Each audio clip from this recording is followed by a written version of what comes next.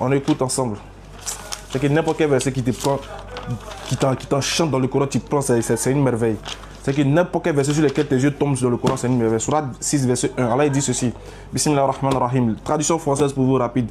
Il dit louange à Allah qui a créé les cieux et la terre et qui a établi les ténèbres et la lumière.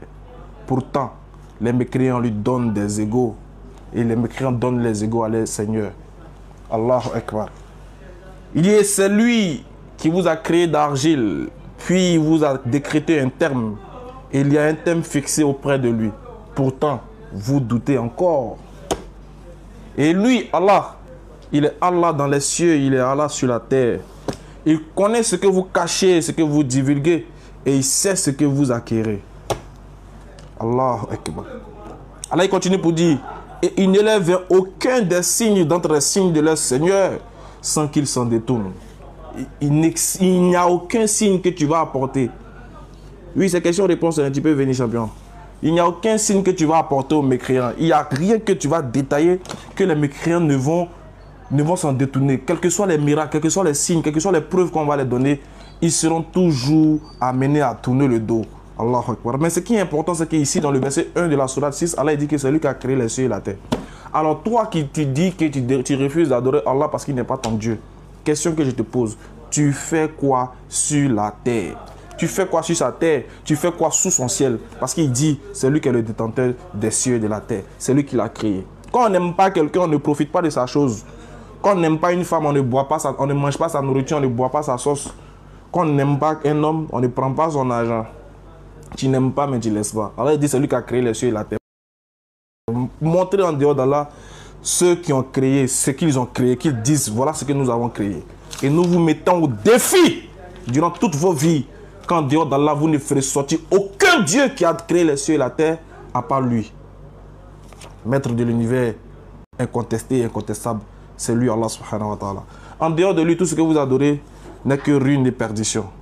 On va lire la sourate 6, à partir du verset 14. Allah dit, dis, devrais-je prendre pour allié autre qu'Allah, créateur des cieux et de la terre? Hein? Vous voulez qu'on prenne qui en dehors d'Allah, créateur des cieux et de la terre? Il poursuit pour dire, c'est lui qui nourrit et personne ne le nourrit. J'ai toujours dit, Allah c'est lui qui nourrit. Personne ne nourrit Allah. Donc si tu adores une divinité qui a mangé, c'est un Libanais blanc, c'est un Libanais que tu adores. C'est un Dieu gourmand. Il mange. C'est un faux Dieu que tu adores.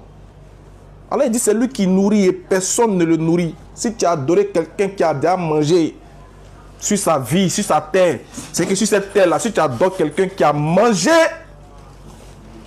un Dieu gourmand que tu adores, celui-là n'est pas digne d'être adoré. Un Dieu qui mange, c'est un Dieu paresseux, c'est un Dieu incapable.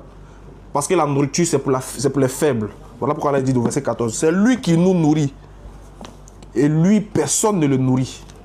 Il n'a pas besoin d'être nourri. Un Dieu qui mange est un faux Dieu. Un Dieu qui mange, c'est un Dieu paresseux, un Dieu incapable, qui ne mérite pas l'adoration. Et toute adoration vers ce Dieu est vouée à l'échec. Voilà qui est clair dans le Coran. Sourate 6, 14. Il dit, dis, devrais-je prendre autre allié autre qu'Allah? C'est le créateur des cieux et de la terre. C'est lui qui nourrit et personne ne le nourrit. Les frères, qui vous voulez qu'on adore? Qui? Un Dieu qui mange. Allah il dit au verset 15, dis, je crains si j'ai désobéi à mon Seigneur le châtiment d'un jour douloureux. Et jamais on ne pourra laisser cette adoration-là. Jamais on ne pourra laisser Allah subhanahu wa ta'ala pour aller adorer autre que lui. J'ai dit, jamais de la vie. Un musulman qui va à la Mecque pour adorer caillou, c'est un maudit. Il est maudit jusqu'à la moelle épinière. Si toi tu t'es déplacé pour aller adorer caillou en Arabie Saoudite, c'est que tu es le plus maudit des maudits. Il n'y a pas caillou dans ton village. Il n'y a pas caillou dans ton pays. Tu vas aller adorer caillou à l'extérieur. Celui qui a voué l'adoration d'Allah à une pierre était maudit.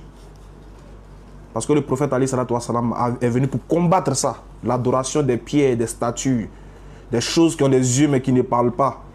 Des choses qui ont des bouches mais qui ne parlent pas. Des choses qui ont des yeux mais qui ne voient pas. Ils ont des narines mais ne sentent pas. Ils ont des pieds mais ne marchent pas. Ils ont des mains mais ne touchent pas. Aucune adoration ne voue à une créature. Ne serait-ce uniquement qu'au Créateur. Donc quand nous on va à la Mecque et puis on s'en fait bisous à Caillou là, on le fait ça en honneur. Parce que notre prophète il l'a fait. C'est comme tu vois un trésor que tu aimes et tu fais une bise. C'est symbolique. Voilà, comme s'il prend la coupe du monde devant moi, il fait bisous, mais il voit la canne, il fait bise. Il n'est pas en train d'adorer la canne. Tout adorateur de pierre est un voyou. Tu as adoré Caillou. Et ceux qui ont construit une maison là, tu sais combien de briques ils ont pris, combien de cailloux ils ont mis dedans. Non. Tous ceux et celles qui se procèdent devant des statues, vous êtes des fous. Dieu vous regarde, il dit, vous appelle des fous. Voilà pourquoi dans le Coran, dans la sourate 27, si je ne m'abuse, à partir du verset 36, racontant l'histoire du prophète Salomon, il dit que l'oiseau lui-même, l'oiseau, il dit à Salomon, je me suis promené, j'ai vu une femme et son peuple en train d'adorer le soleil. Regarde là la chose abominable qu'ils sont en train de faire. C'est-à-dire que même l'oiseau sait que adorer le soleil, c'est pas bon.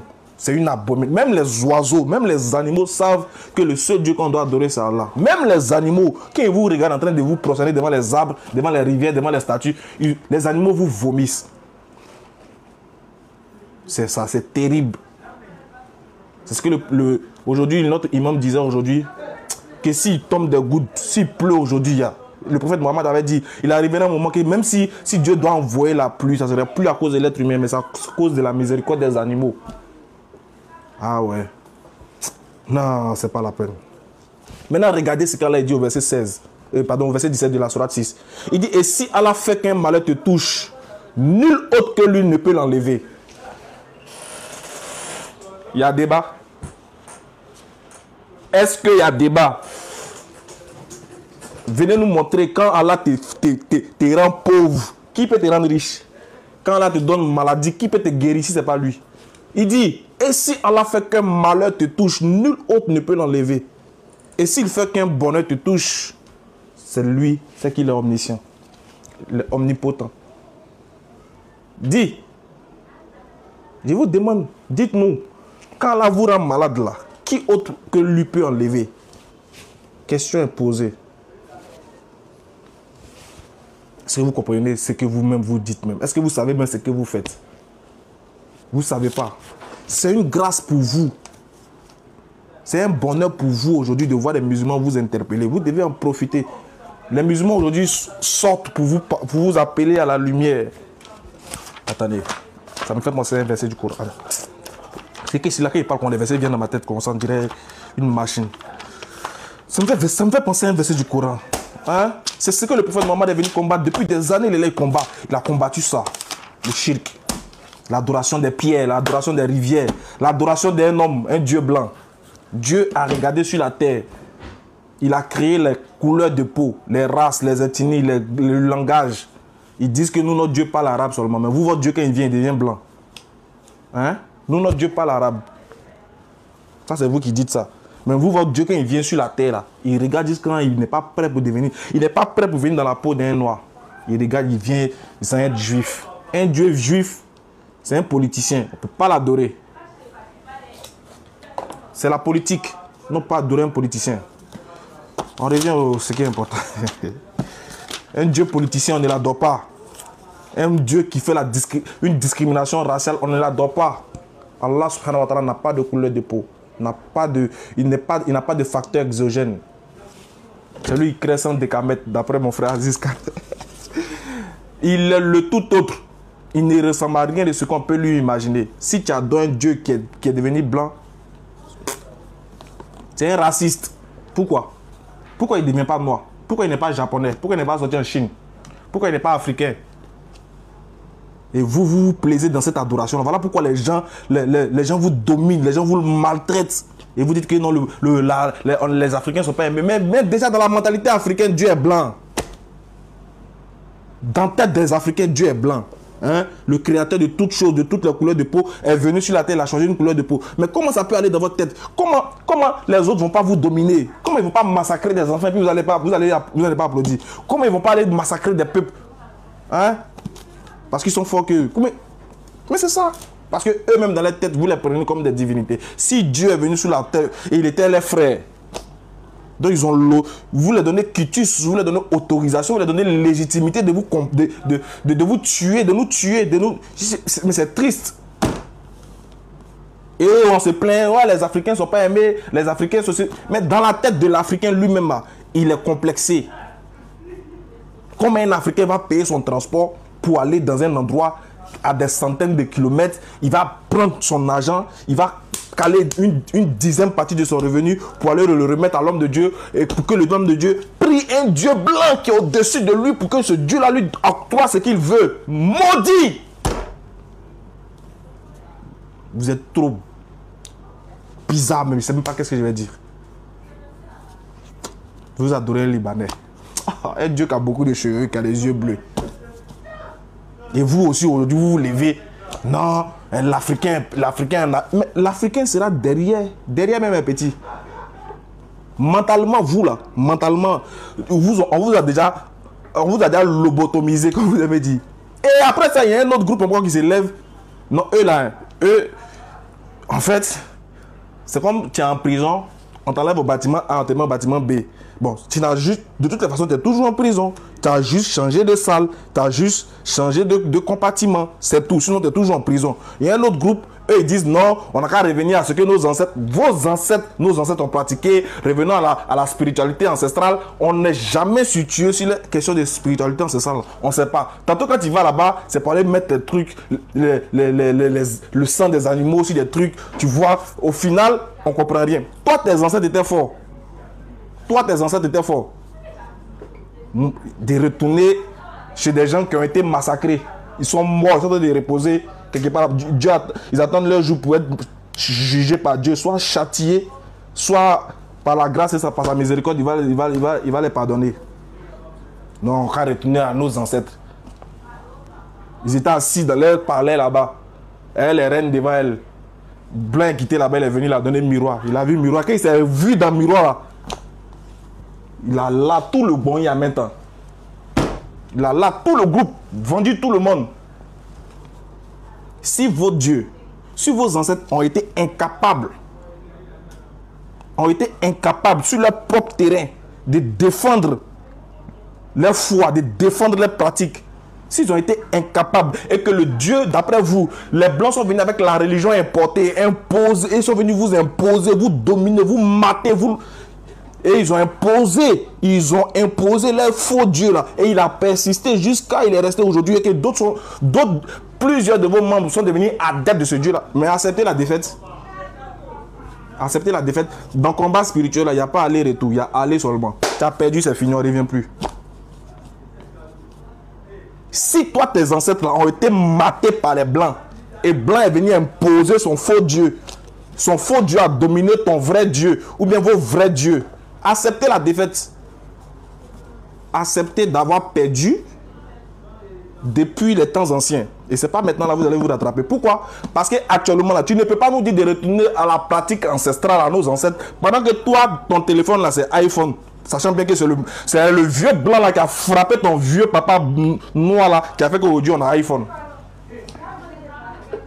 Tu ne peux pas venir nous dire que nous on n'a qu'à retourner à nos valeurs ancestrales, qui est le vrai français. Sachant que toi tu portes les vrais habits. Tu portes Louis Vuitton, tu portes Lacoste, tu portes... Non, tu ne peux pas nous faire ça. Et d'ailleurs tu t'exprimes très bien dans la langue du colon. Oh, le colon a maté ton papa pour que tu puisses parler français. Donc avant de retourner à nos valeurs ancestrales là, on n'a qu'à laisser la langue du colon d'abord. Luttons ensemble pour ne plus parler la langue du colon. Parce que quand nos ancêtres nous voient en train de choquer dans les langues, de se jouer les pédants dans les langues là, ils sont depuis leur lieu ténébreux là-bas, ils ont mal. Toi tu manges sandwich et puis tu viens nous faire une révolte, genre retournons à nos ancêtres. Depuis quand tes ancêtres connaissent frites? Depuis quand ils mangent... Depuis quand tes ancêtres connaissent shawarma? Ils connaissent pas ça. C'est haricots verts, c'est les feuilles, c'est les gazelles non cuits. Voilà, c'est les lions, cuisses des lions braisés et mangés. Donc, faut pas venir nous distraire ici. Et tu nous dis de retourner à nos ancêtres. Toi, mais tu connais même pas la route de ton village. Beaucoup sont, donc, eux, ils sont en Europe. Ouais, vive le panafricanisme. Viens, c'est en Afrique. C'est pas le panafricanisme. C'est pas une question de France. C'est une même d'Europe. Tu dis panafricanisme. Donc, viens en Afrique. Viens nous trouver ici. Le soleil va te frapper un peu. On va retourner au champ. On va aller voir le chef du village. Et puis, on va commencer à parler de panafricanisme. Tu ne veux pas te rester dans le froid là-bas? Neige te frappe. Et puis, tu viens nous dire panafricanisme. Vous vous foutez de qui? Ouais. Ne vous foutez pas de nous. Arrêtez ça. Entre vous et puis les frères d'à côté, on ne sait pas qui est plus idiot. Eux, ils ont vu. Hey Seigneur. Hey Seigneur. Le jour du jugement, ça a chauffé. Hein. Le jour du jugement, ça a chauffé. Dès que moi de laisser l'adoration de Dieu devenir adorer huile. Huile rouge.